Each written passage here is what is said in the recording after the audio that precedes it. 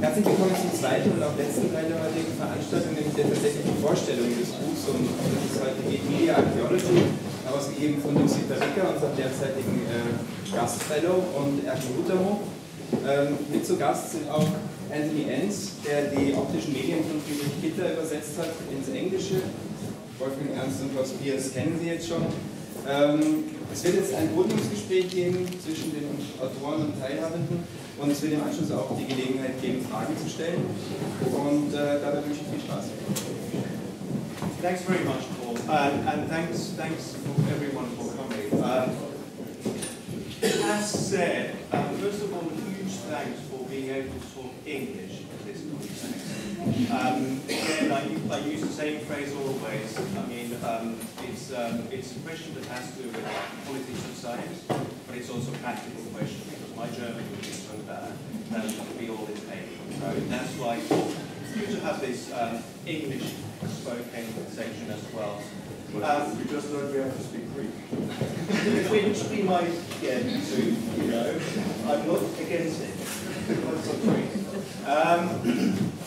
So this section is also the book launch, book presentation of media archaeology, approaches, applications, and implications. That just came out from California, University of California Press, edited by me and Erkki Huhtamo. It's one of the grounding figures on media archaeological way of thinking. As said, it's a huge honor to be presenting this in this particular context on this particular day. We've heard wonderful presentations, wonderful, in a way, insights and spin-offs from what certain way of thinking that's been developed as part of Sophienstraße. And so that's why this kind of a connection, the Bindung of Sophienstraße, a certain way of thinking, media, theoretically, and international context is what we're going to be talking. So what I'm going to do is I'll just give a brief introduction to the book, and then we'll continue very informally on kind of a question and answer with two key scholars who contributed to the collection, Professor Claus Pias and Professor Wolfgang Ernst, and also joining us is Enns, who works in Canada, University of duly, and who's a translator, as said, of optische Medien, Friedrich Kittler's book, and giving an insight also to the wider context of what kind of impact Friedrich Kittler's work has had, and in a way Sophienstraße, or what has been called German media theory, what kind of impact it has had internationally and in Anglo-American discussions. We already touched upon the kind of really tricky question of what does it mean that the problems with the fact that so much of international academia is adopting English as lingua franca, and I completely agree with the problematics of that. But we can discuss a bit more about what this means, cultural hegemony that has to do with English language. Let me start with a personal note, just before going to the book. I mean, a couple of years back in Cambridge, where I was teaching until June, I've been now for a year humble as a Gastwissenschaftler and doing some projects and also working in a collection of Wolfgang Ernst writings into English. And in Cambridge, I thought that this is going to be the best bit. This is going to be the kind of one highlight of my career when I was on stage for 2 hours with David Gilmour from Pink Floyd. I was this close to David Gilmour for 2 hours on stage during graduation at Cambridge, honorary, where David Gilmour got an honorary degree from our university. I didn't dare to speak to David Gilmour, but I've got a couple of pictures of his back. I haven't put that on my CV, but I've got this picture still. I've got a bit similar feeling after being on stage after these wonderful presentations of Pias, Ernst, Hegel, and of course Friedrich Kittler. And of course, as we know, there is a very integral connection between Pink Floyd and Sophienstraße. So this is probably the second moment that I'm going to remember as well. The other personal note for me that has to be ties to the book already has to do with the fact when I was studying in Finland and starting to read German media theory. With my poor German, I had to get better because just in order to read this stuff that wasn't translated that much, was that it offered me and a lot of other fellows in University of Turku an exit route. This way of thinking media materially, Friedrich Hitler's work and others, exit route from hermeneutics, an exit route from cultural studies in the Anglo-American sense, and a kind of a completely fresh, completely weird world in terms of media theory. This started already in the early 2000s and even earlier, and led me also to participate in Sophienstraße around 2005, when we were already doing this book, and it has lasted about 8 years, the whole project. I won't go into details why, but it's been a long project. And it was really one of those things that one is going to remember also, and what forced you, coming from Finland, to think about international academia in terms of politics of language already. Basic question of are you able to read German?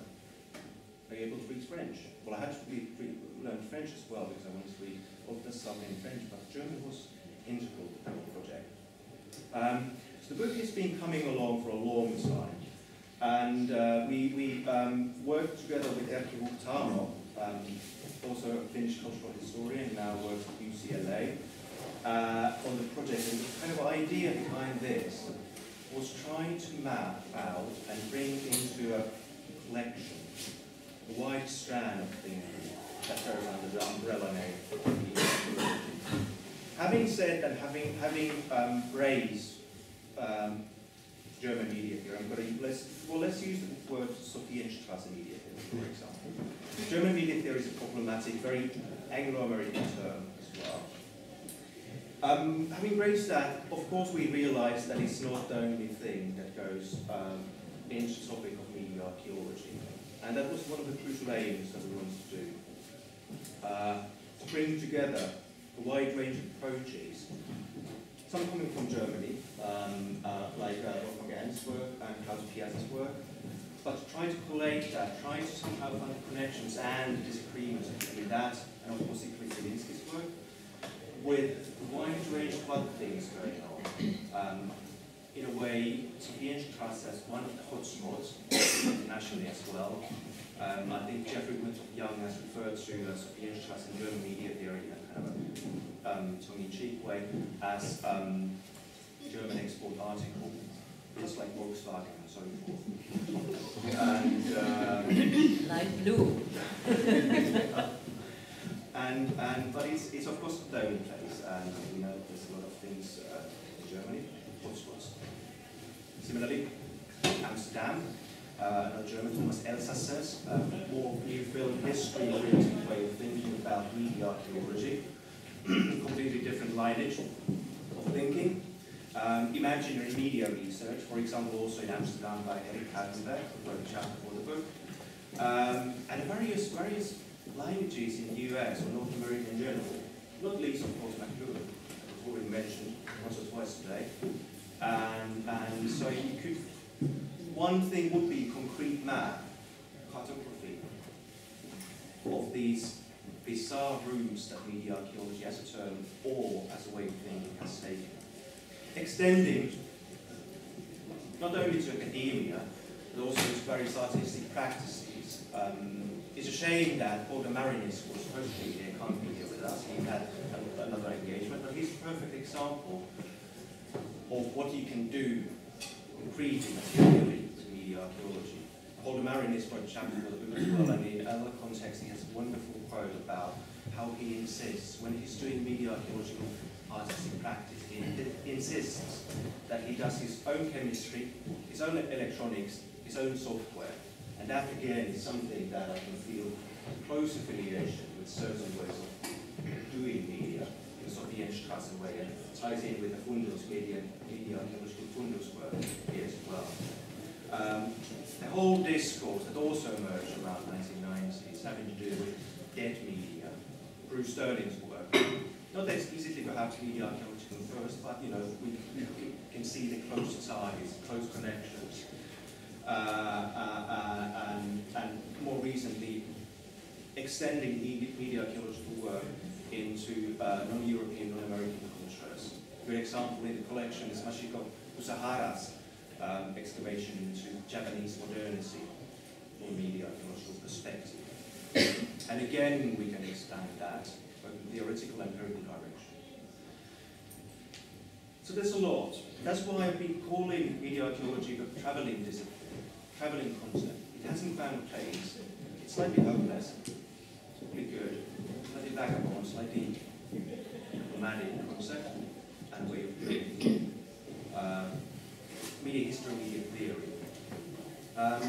One way that media archaeology has been discussed, which I say slight simplification, is to divide it into two directions. The more visual culture studies oriented approach that emerged in the US and found a lot of resonance in film theory, film history, and I said visual culture studies, that was more insisting on looking at the screen, or then what has been said to be the more German approach, and I want to underline this simplification, of going behind the screen, of actually opening up the screen, and increasingly taking that literally, that we need to be able to open up our media devices. And that's the other significant context in which we talk about archaeology. But as said, that's simplification, but it's been a useful simplification of how to think about this. The various traditions of media archaeology. We're going to be addressing this probably in our discussion as well. How does this Sophienstraße and German way of thinking about media theory, media archaeology fit into international discourses? Again, as said, we've heard a couple of mentions of the word discipline, and increasingly we've been disciplined in a very unproductive way as part of the political economy of university life. The BA/MA structures, complete devastation of universities in the UK, the increasing public sector crises throughout Europe, increasing in the world. This situation in which media studies, which in the UK is continuously branded as Mickey Mouse science, has to really be upfront and insist on its specificity. Technical specificity perhaps, but also its specificity as part of the kind of knowledge creation or, let's say, theoretical culture. This is interesting in the sense of how media archaeology is increasingly expanding from being only about media history, only in scare quotes, and these rather peculiar, in a good way peculiar, approaches that come from, among other places, from Sophienstraße, have, after years and after translations of, for example, Hitler's work, they've found a new resonance in other fields. Fields such as software studies, platform studies, digital forensics, as represented by Matthew Kirschenbaum's work. So there's a whole dissemination and version in a good way, of this brand of thinking that goes by many names nowadays, not only media archaeology. And it finds a resonance in how we need to be rethinking a lot of stuff that has to do with memory and storage. Two completely different things, of course. We have to be, and this is the stuff that cultural archives, cultural heritage institutions are also tackling. That's probably one of the reasons why media archaeology finds so much interest in the Anglo-American world as well. Because they're really grappling, they're raising the cultural heritage institution that isn't grappling with the question of how on earth are we going to archive time-critical process-based culture, i.e. software, for example. That's why these kind of theoretical insights might be providing further impact, so to speak.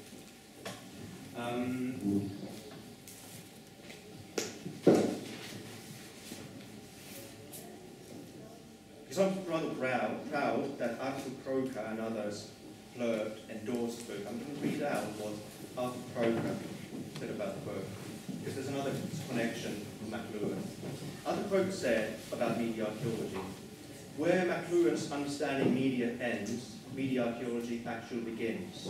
A fabulous cabinet of media memories, the imaginary moving with kinetic frenzy, histories of what happens when media collide in the electronic space of virtual, and stories about those strange, interstitial spaces between analog and digital. Jean Cubitt said of the book that it brings together the best writings from almost the best authors in the field. Whether we speak of cultural materialism, media history, new historicism, or software studies, the essays compiled here provide not only an anthology of innovative historical case studies, but also a methodology for the future of media studies as material and historical analysis. So I think what we're going to do now is just elaborate a bit on what we did in this context, and then gradually also elaborate these international connections where, again, I'm going to use the word again, German media theory. It's really core term because basically brands everything as if international unity comes from Germany. This is Jeffrey Winthrop Young has offered a wonderful critique of the term, but let's use it as a shorthand for the time being, or perhaps for strategical reasons we might today, this night, talk about Sophienstraße media theory. Anyway, what we're going to be talking about is exactly these questions with two authors from the book and from the Enns as somebody who's, I think, in a brilliant position to talk about the connections between Sophienstraße and North American media theory. So, okay. Basically, let's start with, we're going to do this in a question and answer session to be, bring in dynamics, so it's not only me who's going to be talking. There's much smarter people here to be talking and elaborating on these topics. At the end, you wrote on media archaeography, which is not exactly the same as media archaeology.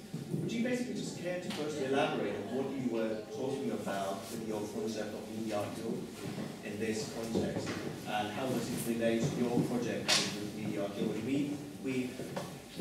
This is a place where it takes place in Bulls and also the Enns. Do you elaborate once more the connection between your chapter and the way you think about media archaeology? Yes.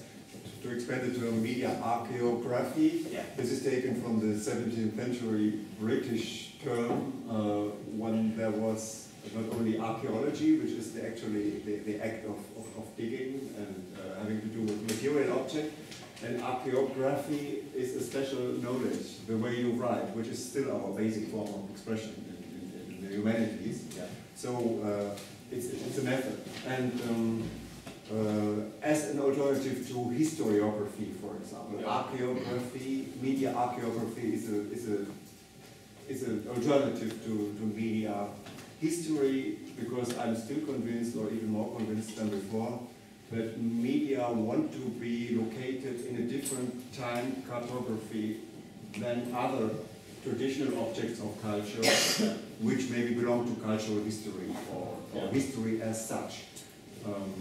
And my example would always be, Friedrich mentioned it, the fact that although Greece and Pythagoras is separated from us 2,500 years, and we all know we dress in different ways, we think in different ways, we have different aesthetics, etc., etc., etc. Still, we can have this string of the monochord, divide it into two parts, pull the string, and we make the same experience which Pythagoras makes, because it doubles, it's an octave, so the mathematical ratio between 1.5 is exactly an octave, which sounds consonant, so we hear the beauty of mathematics. As if there was not a bit of history and time which passed. The medium itself behaves in exactly the way, 2,500 years ago, than it would behave now. We think different, we talk differently about it, this is culturally relative, for that we need history, of course, but the medium itself is located in physical time or in physical cultural time. It's a different time. So media archaeology tries to keep a bit of a distance and not to be submerged under the overall totalizing term of cultural history. So there is a bit of a bias. And that is how this relates to the Median archaeological fundus, which we have down there.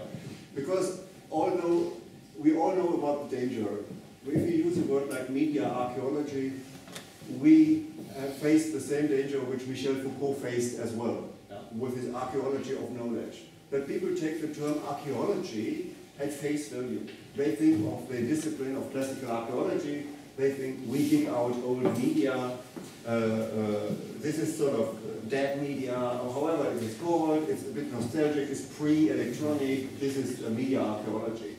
Now some of my colleagues and some of the writers in the book have to do with it. But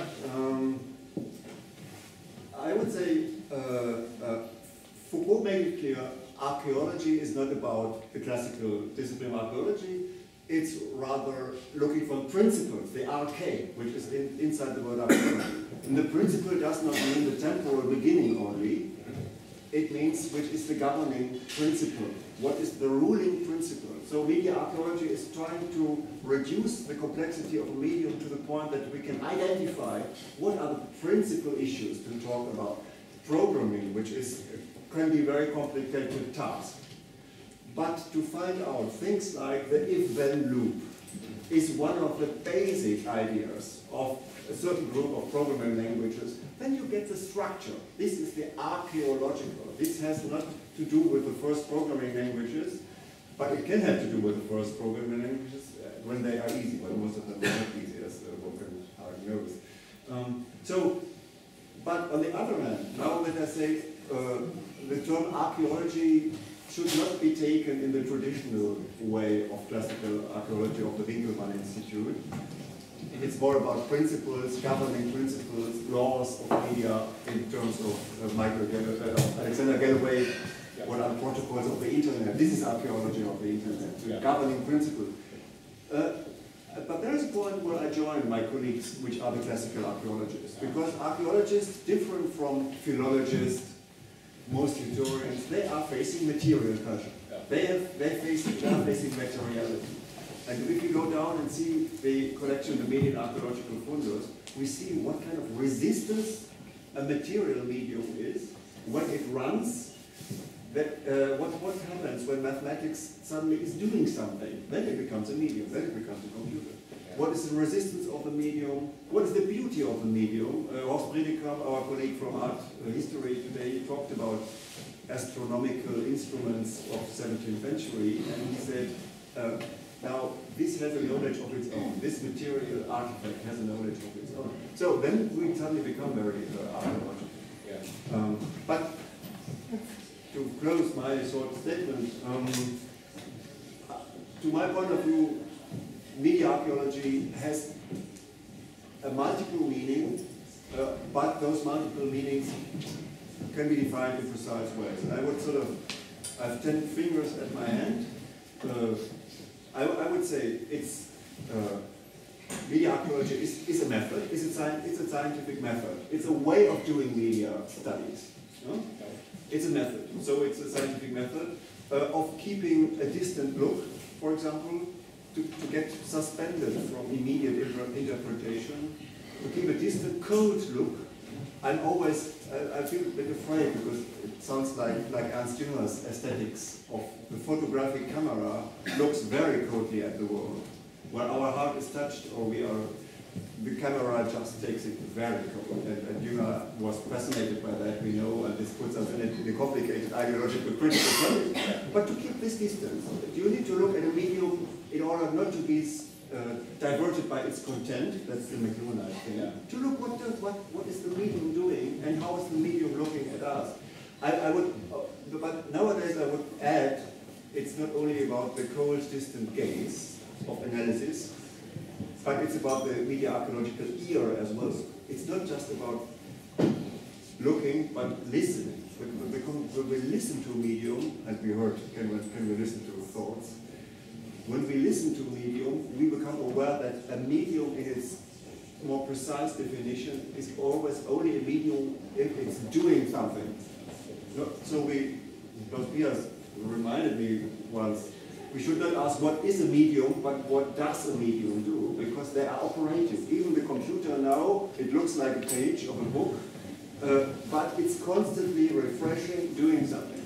And the sonic, our ear, if we sonify this, Miyazaki works a lot about this, we can hear that the medium is always doing something. That's why our ear becomes a very important organ of analysis of media. So the media archaeological ear has to be definitely added to the media archaeological case. So it's a method. Then I would say it's a nostalgia, of course. There is a certain nostalgia of having old vacuum amplifiers. This is nostalgic, but that should be kept private maybe. But it's an aesthetic. Media art, a certain branch of media art is media archaeological. You mentioned Paul de Maries and others, so the term media archaeology outside of university is a practice in media art. This is nostalgia to reduce our contemporary media, which are intangible. If you open your computer, you cannot touch the medium anymore. They're highly integrated circuits. You cannot even open them and crack them anymore. It doesn't make sense. So a lot of artists retranslate media to the most archaic principles, like the camera obscura or something. And people now, as a contrast to the intangible media, are fascinated how easy a medium can basically be. Yeah. So it's an aesthetics as well, but a knowledge aesthetics as well. And media archaeology, as you said, it's about open source. Not open source in the political sense of software, although we assist this movement strongly here in Sophienstraße. But it means really opening the medium to look at what is its structural, it's surgical almost. It's a surgical operation. That's why you can see this in our fundus as well. We do the thing which most technical museums are not allowed to do and which all collectors of media hate. We tear apart the cover, we undress the media, to be very gender-like incorrect. We undress the media and we to see what is the structural essence of media. And for old times it's hardware, wired, and now it's programming. This is the contemporary form. So we still look at the program to see to open the wiring. Now this are spontaneous 4 or 5 readings of media archaeology. They all try to be precise, I think, but they stand for a bunch of approaches which are loosely connected and which form an energy field of their own. I like various connections between epistemology being a key word we use, and also in terms of epistemology spielzeug. Well, not fundus, but also how it ties various regimes of knowledge in terms of sensory, but also mathematics. But I would like to kind of connect that to Claus Pias's contribution to the book, which was on computer games. I think the fashion that or the Anglo-American world has been used talking about computer games in game studies. I think that's one of the kind of really insightful and really fresh approaches that you bring about. Would you kind of elaborate a bit about just basically your contribution and Okay. May I make one political comment first? We come back to that, the way of thinking about games. First thing I wanted to say is that it was a great pleasure doing this book with you, not only personally, but because in my view it's quite a European book, in a way. Because this is, you allowed a style of writing in an English printed book that is usually, you can't publish if you write like us in English journals. I was quite fascinated. That's what Philip said about thinking and language. Because I was quite impressed in the late 80s by Hitler's way of writing, the allusions, the jokes, the abbreviations, the technical terms. It was so clear, everything. But trying to publish in US journals means a certain way. So what they tell you is you have to do three things. Tell the audience what you're going to tell them, then tell them what you told them. Really, really hard. So the copy editor wipes out every kind of allusion, make it explicit, which page number. You cannot allude to Foucault or Deleuze or so. You have to quote exactly. So, but this is the way universities are going to function more and more in Germany. Your internal funding is directly related to the number of papers you publish in American peer-reviewed journals, because there are no German-speaking peer-reviewed journals in media studies. So we need more of these books. So this is the first point. Well, Wolfgang already said a lot about the archaeological program or approach. How do you see that? Basically, you almost elaborate on the themes. I know that there's a lot that you share. How do you elaborate? What do you think about archaeology? You've written recently Basara Medium. It's a wonderful elaboration of Medienwissenschaft, history, and well, the whole title of the book since history. So where does it fit in for you personally, but also in terms of Medienwissenschaft? Perhaps I don't have a real definition or so, but I can at least talk about two motivations or things I'm trying to do in my writing.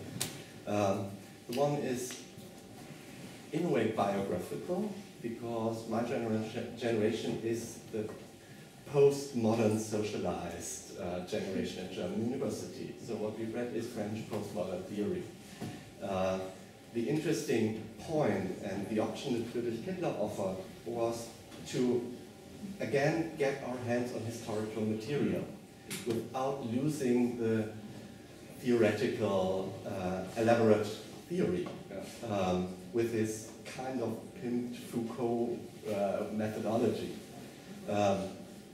So what is strongly motivating me is not doing theory for theory's sake, but to embed theory, and I don't have to show that I'm theoretically literal, that I have read this and this and this, but to embed a theoretical concept into the way I'm arranging the material. Mostly it becomes a kind of narrative, not really a narrative, but I try to incorporate the theory in the way of arranging the material. And the second really important point, and this goes more to this archaeological direction, is still trying to take Foucault seriously and Hitler seriously, because the term discourse has become an umbrella term for everything of discussion. Discourse equals discussion. But discourse is a demanding concept. Read circuit diagrams, philosophy, and poems on the same discursive level. And I'm still trying, in a way, to do this. Not so much in a programmatic way as Friedrich did it in the 80s, but in a way with the theoretical background of my generation.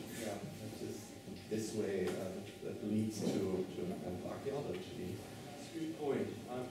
You raised really good points there in terms of language and concepts and staying true to concepts so that they can actually transport us doing stuff in a different way. This is how I see it, by the way. Your political point was quite good.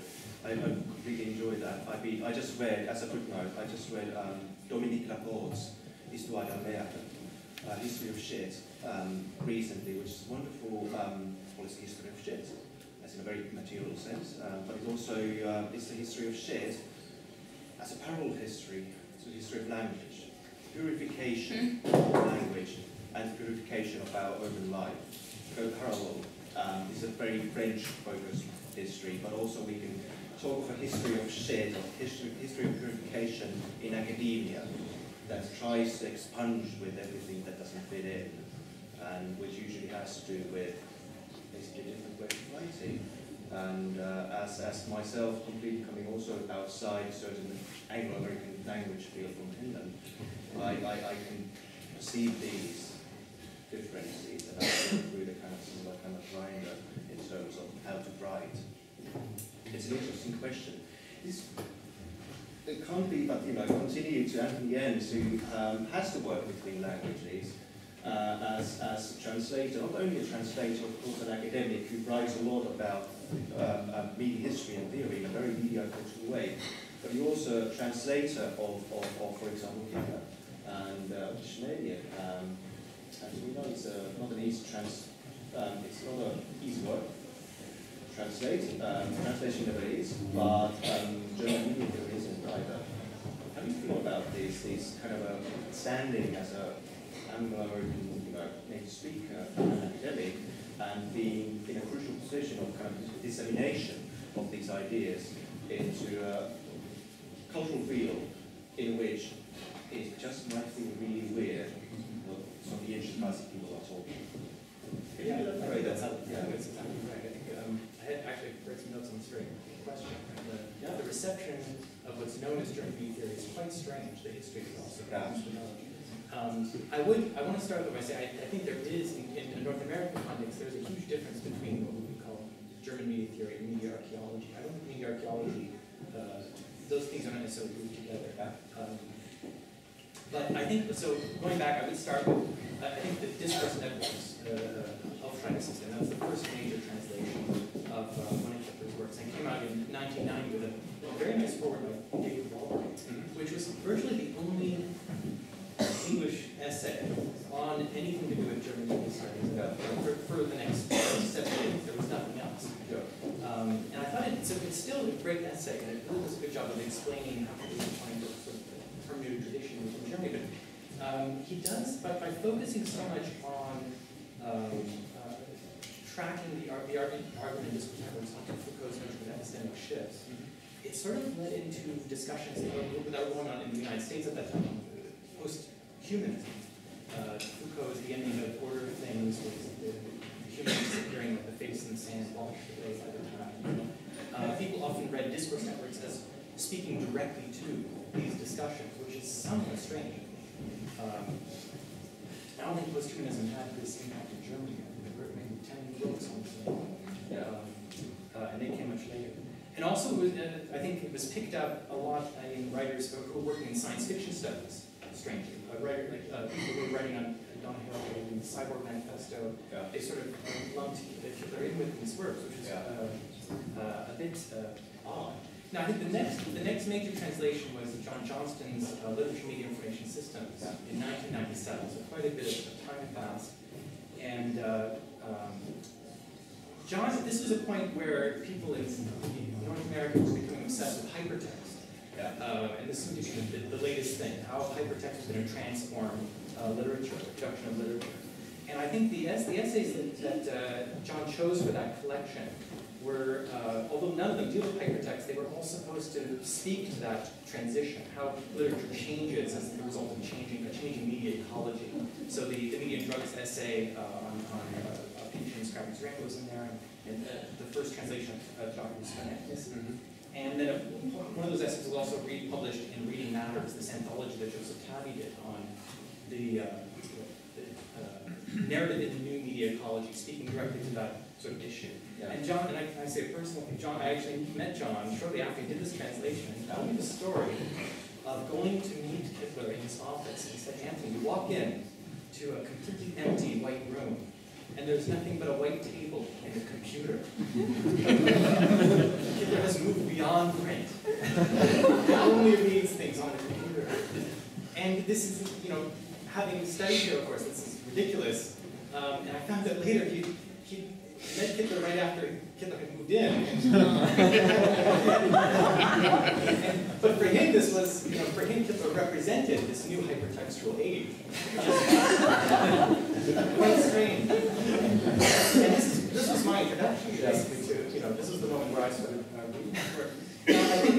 1799, just a few years later, there was this special issue of New German Critique, which was titled German Media Studies. And I think this is the first time that term was used. And it referred to a wide range of critics who were dealing with questions of epistemology, the relationship between technology and the formation of knowledge, and this bridging of the humanities and the natural sciences. Those were the defining features of this new, what was called German Media Studies. But in this essay, this sort of overview by Michael Geisler really criticized all of these critics for ignoring the texts and the reception of these texts. And basically, everything that made these critics different from the Birmingham school is what made them also bad. If that makes sense, right? So there's this, the same time he was forming this sort of term, he was also dismissing it, which was, and I think he also, well, there's this line where he says, he dismisses Hitler's work as the gloomy rantings of someone who's lamenting the displacement of the printed word, which at least is the opposite of what John Johnston was saying, but linked Hitler's work to Sven Berger's the Gutenberg Elegies or something, you know, some very sort of, I mean, also not yet done. Okay, so I think the next, the next one, the moment I wanted to talk about, Grey Room, did that special issue in 2007. Eva Horn, German, I think it was German Media Theory, was the title.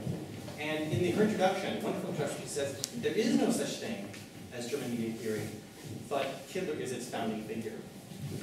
Which I think is kind of wonderful. Yeah. So I think there's this strange thing, German Media Theory, and certainly it's hard to avoid the fact that Friedrich Hitler's work has become representative of this term that might actually not refer to anything. And someone else at the time, and this is right around the time that I was working on Optische Media, and someone said, Antti, you really shouldn't be doing this because Gramophone Film Typewriter was a masterpiece, but there are no more masterpieces to be and I think that's ridiculous. I think there are so many masterpieces here that have yet to be translated. Yeah. And just to end, I completely agree with this point raised about language. I definitely feel there are certain concepts that can only be explained in German, that they do not translate. And anyone who's written a translation knows this to be true. At the same time, and this is the point I'm trying to make, the international impact is happening, whether you like it or not. I mean, this work is out there and it's being incorporated in all sorts of disciplinary fields.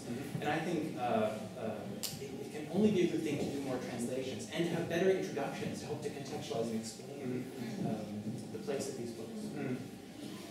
I like the point about using language in the sense of not only hegemonic, in terms of where when we have to count our point at universities, when we how many pages we publish in American or English journals, mostly American journals, but also using language as a kind of a parasizing of language that can spread some new idea. Of course, that's the work of translation to a large extent.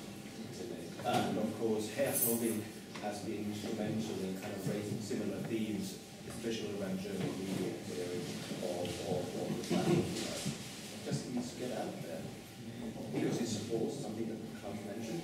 It's a force that is working against the normative language requirements that we so much encounter.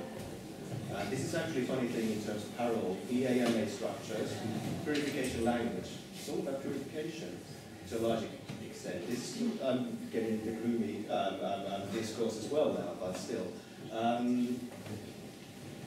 Could I, Claus and Wolfgang, can I invite you to kind of reflect on this matter of international, Sophienstraße, German media theory, your own work, its impact or kind of significance of getting it translated and how you relate to some of the recent discussions, whether it has to do with software or something else.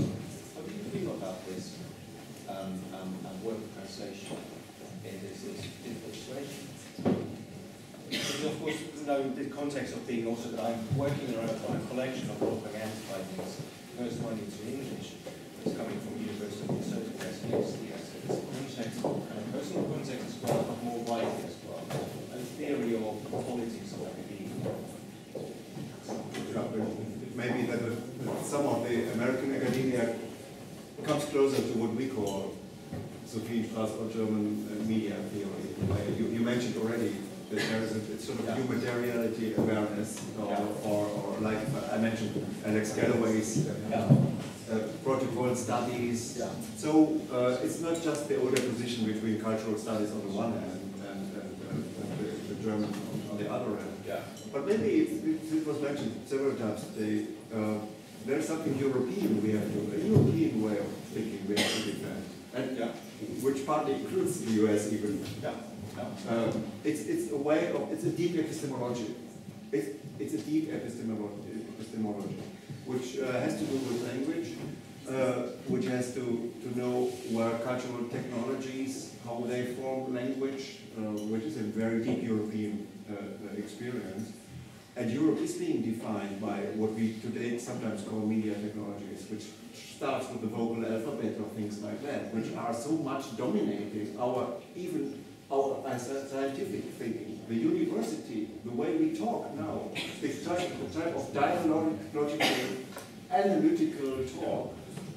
This is very much bound to the technology of the vocal alphabet, then the way numbers come in from Arabia, from India. But then the way machines are not only invented by engineers, but actually are taken as an object of knowledge, not just as a piece of mechanical beauty. Most of the inventions, printed letter, the wheel-driven clock has happened in Korea, in China, somewhere else in the world. But within a certain European language, history, archaeology context, those technologies were actually taken as knowledge technologies and developed further. It happened there. The Turing questions, this strange lingering how computer was invented out of the most theoretical mathematical debate, not in the least for a practical engineering purpose, the Turing machine. This was a mathematical model to answer the Entscheidungsproblem problem.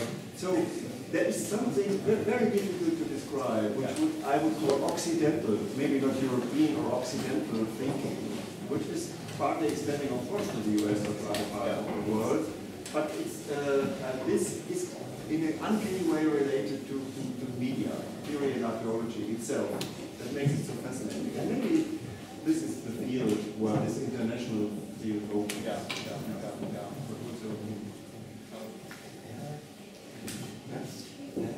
I'd like to pick up your point about German media theory, this term German media theory. I think this was highly dependent, as you said, on the books or essays that were translated. Just a few ones, etc. The interesting point to me was that this question of German media theory was not raised in Germany until 2 or 3 years ago. There was Gerd Loving, I guess, in 2005 or so, on the Warpost mailing list, there were purified. But it was not really a discussion. I think there's a symptomatic point to this. I think exactly at the moment when the Wissenschaftsrat, the highest German, what shall I call it, instant council for future development of disciplines in universities,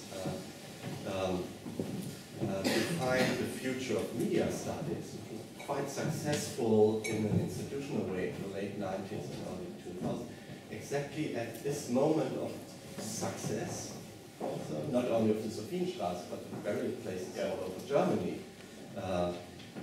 Exactly at this moment, the discussion about the term German media theory entered Germany. And this is not only a coincidence, perhaps there's a causal relation to that. Because German media theorists were looking for a perception from outside. And I think this is very useful for Germans to think about German media theory. If there is any, I doubt that there's any German essence in German media theory. But there's a specific German history that produces an image of German media theory. And we have to recognize this image. And in order to reflect on our own history. It has something to do with 68 and all these things. For example, there was no, Wolfgang, I see you shaking your head. For instance, there was no alliance between computer science, military research, and counterculture, which, in the US, the personal computer was invented that way. As Fred Turner showed all these interconnections between counterculture and high-tech and military research. We have our 68, and people are completely dominated by Frankfurt School, technophobia, critique of instrumental reasoning. And these things that already happened in Germany in cybernetic reception, they're completely cut off. And it took almost 15 years for Hitler to think anew about these things. And this is German history and has nothing to do with some kind of essentialistic German way of thinking or way of thinking. It's German history. Can you use media archaeology as a way of excavating into archaeologies of knowledge, everything with media theory? You as an Armenian, is a wonderful short book on these topics already, and I just read Andrew Pickering's book on British cybernetics, which is a similar kind of European project instead of thinking specifically new questions that might emerge. Were they Britain, were they German, or so forth, that we might be able to move, or perhaps in a kind of picking up a broadcast point, in a way reproduce. It's not exactly the same reproducing Pythagoras, but still not generally getting back to those kind of lineages or genealogies in order to rethink some of the key concepts. So media archaeology or archaeology of media, perhaps, or media. Archaeology of media and cultural theory, perhaps, is what I'm chasing here in terms of the Europeanness and extending outside Europe, of course, as well. That's one key question. And then why is it, but you could correct me, why is it called German? It's the German as the imaginary is, let's compare it to the French writers. France does not have media studies in that way, although we all, including we were so much more, this generation which you described, the first generation of teachers, we were all so much, we were reading the French text, the Merbevention and all this, Foucault and Deleuze and all this. And still, France did not produce this kind of media studies. Now, something comes in what outside looks very German. The engineering thing, the Konrad Zuse type of, being fascinated, or the Ardennes, or the way Wolfgang, what you dig out. I mean, there's a certain sensibility. Don't forget Heidegger. Technically thinking philosophical work. Yeah, exactly. On the one hand, and both is media, is this to be precise in terms of engineering, which most of the French deconstructive texts are not really. To be precise, technically precise, mathematically precise, and archivally precise, historically. Right? On the one hand, on the other hand, and to deeply rethink technology or technique, which is Heidegger.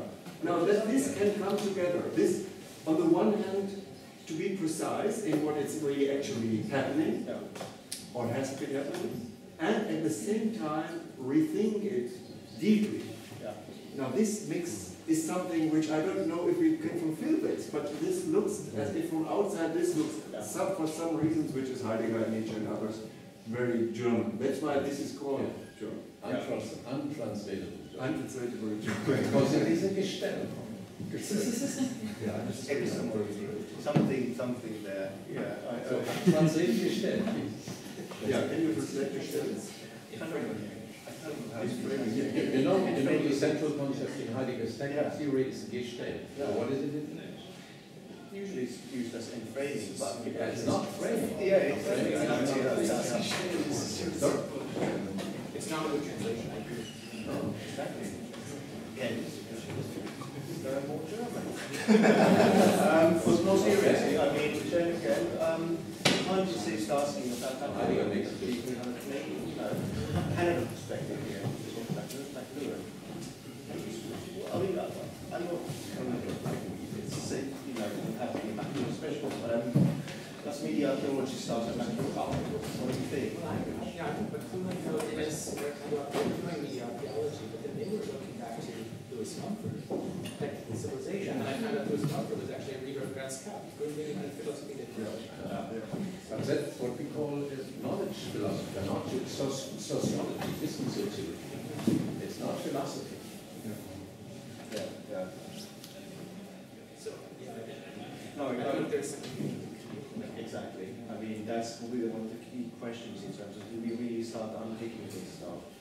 We might be able to pick up on various traditions of specifically language and nationality, with Hegel and so forth. But then again, we are as easily we are able to unpick that into the various influences from McLuhan to and so forth that have been cross-fertilized so many times anyway, and not unfamiliar to Sophienstraße or other places in Germany either, which is probably an important thing, that it's already been a bastard version in terms of what we've been reading and what should be. But it's, yeah. I think your reference in Sophienstraße has become a kind of brand. Yeah. Identified international discussions. That's why I mentioned Jeffrey from Young and Tom Chicho about just like Volkswagen and so forth, export article. But perhaps we've got a kind of position to parasite on that and use that. I want to open up to the audience as well. If you have questions about the book or something else that we want to ask our authors, Anthony, Enns, or Lee, and so forth. So please, any questions at this stage? Having to do with the book or something else? Media archaeology. Or you can ask Jussi Parikka how media archaeology relates to insects, for example. Exactly. You will know the answer. Exactly. That's one of the things that, you know, if you, you don't start history of technical media only with the computers or something else, but you can actually go back several millions of years to excavate various ways in which insects came up with so many wonderful ways of dealing with the world, like flying that we came up with 100 years ago. That's true material archaeology as well. And insects are quite a big parameter in terms of thinking about what's happening in terms of media culture, the extinction of species and so forth. Any questions, comments? And to our authors. No? Any final comments that you might have that you want to elaborate on as a kind of related to Sophienstraße or media archaeology or something? Well, we still have things to think about, like, I don't know how the US really reacts to it. For example, that Hitler, who, as we made clear, they again so essential to this branding of Sophienstraße, thinking of media. He himself then takes care of Homer, beauty, things like that, terms which are not usually associated with this sort of materialist media archaeology. Now, this is another term which might be frightening in being German. How then suddenly Aphrodite is linked. A book written called Aphrodite, and it's about Aphrodite. It's not only called Aphrodite, but it's about Aphrodite. Yeah. Especially by the same Hitler, who is known for discourse analysis, and he suddenly discovers layers which don't immediately link to what we use to think about this kind of media archaeology. Yeah. Now, but this would open a different discussion. But then it is interesting enough that the Sophienstraße, in a way, becomes an epoch. And it's maybe not that bad that it, in a way, ends. Because Friedrich Hitler himself moved to other directions,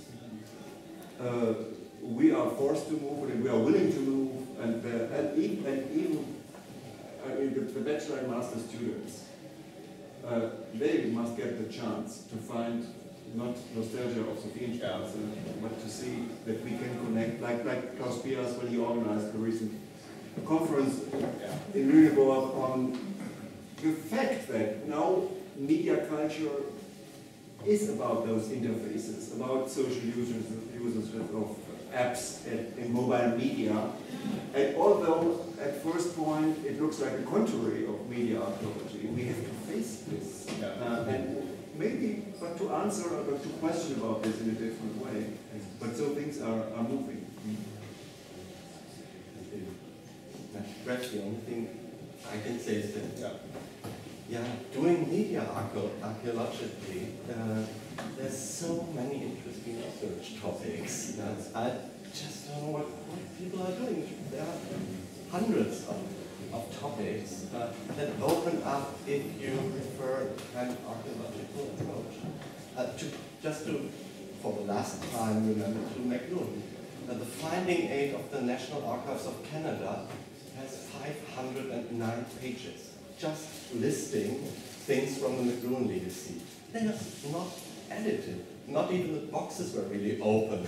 The people are just interested in restaging McLuhan, or was he right, or was he wrong with prognosis, or something like that. There is no media archaeological work done on McLuhan. Someone who always pointed to that concept of closure, that his own thinking about media is embedded into history of media. Who stopped writing books and just producing small pieces of notes, boxes full of. This, for example, and I think there's so many topics you can research, do research in an archaeological way. But this has happened since I think, is it Wolfgang who arrived? Yeah. The Campus Verlag in Berlin, who is linked to the Sophienstraße very much as well, and just published a book, Going to War with McLuhan. Yes, no, War and Peace in the Global Village. Yeah. We are opening those boxes. Here's next week. There's a lot of work with translation to be done. In a way, we kind of hope to do that as well. We can translate text. We must retranslate it now into German. The funny thing, you know, in a way, I don't know what to call it, reverse engineering. Anyway, but you know, we have the pleasure of having including a huge amount of wonderful texts from German, also Sophienstraße, from a lot of other places as well, and that was in a way the basic idea as well. So try to bring this discourse, a term that is too loosely used, I agree, together, and in a way to try to use that as a platform for more stuff coming out from pretty more from Sophienstraße, but from Hegel House and from Lüneburg and from international academic theory that's been. Jeffrey Wilford Young has used the term of Hitler, I think it's Hitler effect, and in a way I think that's a good way of framing it. Hitler himself has recently announced being a media archaeologist. We talk about the effects when we end up with data. So I want to first of all huge thanks to our panelists and contributors of the book. Huge thanks to ProQuem, who's got a book table there. I think we already sorted out media archives, but they're going to probably have soon more on their shelves. A huge thanks to our student helpers with the bar and everything here, Jana, and wonderful thanks to Paul for organising this. And I think as long as we got drinks, we can all drink. Thank you very much.